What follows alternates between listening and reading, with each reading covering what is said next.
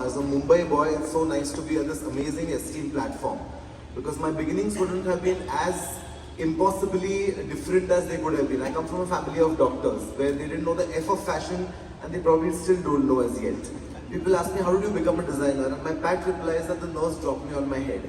But jokes apart, I think, 5 minutes is a very short time, but I'd just like to take you through what we do, why we do it, and, especially COVID, for example, made me ask a lot of questions. I mean, we were all jobless. The last thing somebody needed was a new dress. And then you really wondered, what are you doing with your life? And then it really struck me, saying that in moments when there is darkness, what good design and fashion can do is it can bring joy to living. And I think that is an intangible that we cannot negotiate. Whether it's design or art, they elevate our sense of living, and that's what we all try and do. This is just a little, so the first outfit is the first outfit I ever made under my label at Gen Next 17 years ago. And it has always been about celebrating Indian craftsmanship and showing it in a global way.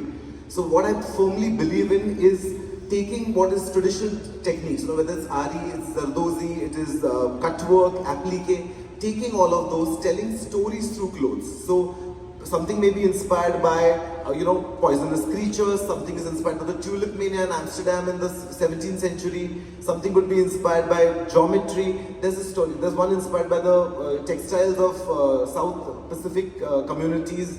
So there's something which is always inspiring, something making you want to dream when you put that dress on, but it's about impeccable craftsmanship and doing something which is celebrating the craftsmanship that this city has. We all take it for granted, whether it is in terms of the karigars who weave, dye, print, embroidered, cut, sew. I mean, there is literally talent bursting at the seams. It's how do you take those resources, channelize those resources and showcase it to an audience everywhere. No craft can be something which is done on the basis of charity. It has to be something which is an ongoing profitable business for it to be sustainable, and we try and do a bit in that way. So I specialize in making clothes that I feel are timeless yet timely. So they kind of resonate and move with the times that we are in.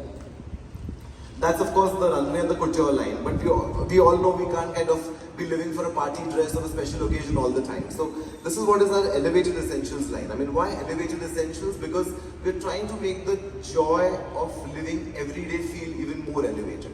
So whether something is made to fit easy, be comforting in the weather, whether something, maybe a dress could weigh as little as 300 grams. The idea is to kind of infuse design into living, Like I said, from our non-fashion background, a lot of people are like, either you're a darzi when I started, or they are like, ye kapde kaun pehanta hai? Like what is this fashion week? Like, who's wearing these clothes?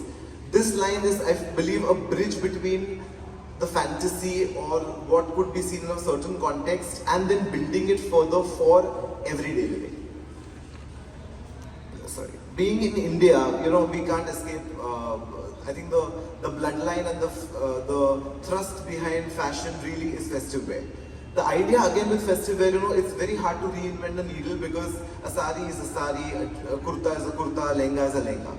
The idea everywhere here is to infuse traditional craftsmanship. So whether you have, say, Ari work which has been done historically, say in Kashmir, UP, those parts, maybe you've got applique and cut work, maybe you've got the finest pearl embroidery, taking all of those and making them functional, modern. I mean, I remember reading a story in my formative years, which was quite a few years ago, of bride who had, was wearing a designer lehenga that she proudly said was 30 kilos, and how she got, welts on her waist. And I said, never will I do this, because I want a bride to have fun at her own wedding. So we were among the first brands to put pockets in our lehengas, because we want to put lipstick, a card, or a hotel key, whatever, a phone, and be hands-free to be able to dance. So how do you infuse modernity and functionality is what we wanted to do.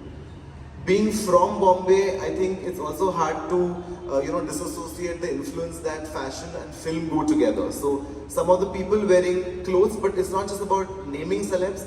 What makes me proud is the fact that if you see the spectrum of people, there's somebody who's in their 20s and somebody who's in their 70s, and how the clothes mold to them. And not only that, how you see the same piece being worn by somebody who's in a public eye and somebody who's wearing it in real life. The story of those women on the right is very interesting because they're from California, but they wore it to a wedding in Italy ordered via the internet in COVID. And this is just a brief touch-up before we wind up, before they pull the rug under my feet. is I also do costume design, and I think what that makes is it gives me a chance to tell stories, build characters, and also narrate history in a visual way that's for posterity. It happened quite accidentally, but over the years, that's some of the work that I'm proud of, including the work done for Tanaji the Unsung Warrior, which took 2.5 years to research, 6-7 museums to go to, and it also reinvigorated the trade in Indian craft because a lot of those weavers and karigars actually managed to get orders on those saris and make them popular, including a jeweler who had molds which were 400 years old, that we got him to do real jewelry for Kajol in the film because he did the original jewelry for the court of Shivaji Maharaj. So that was, that's just like, it's a lot to talk about, but that's some of the highlights of what we do. And I'll end with a quote of that kind of defines what I do, which I think is a great way to sum it up, I hope. Thank you.